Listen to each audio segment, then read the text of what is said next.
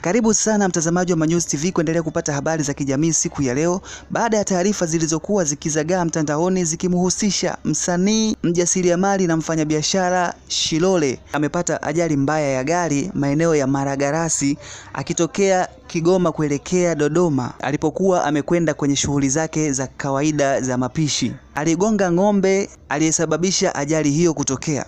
Msanii na mbunge wa Kigoma mjini Baba Levo aliweza pia kushare taarifa ikielezea ajali aliyopata Shilole na kusababisha majeraha katika maeneo mbalimbali ya mwili wake. Amesema, jana usiku dada yangu Shilole alipokuwa anatoka Kigoma kurudi Dodoma alipata ajali ya gari aina ya Alphard baada ya kugonga ng'ombe maeneo ya Maragarasi. Tunafuatilia afya yake kwa ukaribu. Kwa sasa anaendelea kupata matibabu Tabora. Akaweka na emoji za kushukuru. Baada ya taarifa hizo kulifikia, jeshi la polisi limeweza kutoa ufafanuzi kuhusiana na tukio hilo, na nukuu: jeshi la polisi mkoa wa Kigoma limetoa ufafanuzi wa taarifa inayosambaa kwenye mtandao wa kijamii wa TikTok ikidai msanii wa muziki Shilole kupata ajali ya gari na kujeruhiwa akiwa safarini akitokea mkoa wa Kigoma akielekea mkoa wa Dodoma, ambapo gari aliyokuwa akitumia kwa safari aina ya Toyota Alphard ambayo namba zake za usajili bado hazijafahamika iligonga ng'ombe eneo la Maragarasi wilayani Uvinza. Ukweli ni kwamba taarifa hiyo ya ajali haijaripotiwa kituo chochote cha polisi mkoani Kigoma.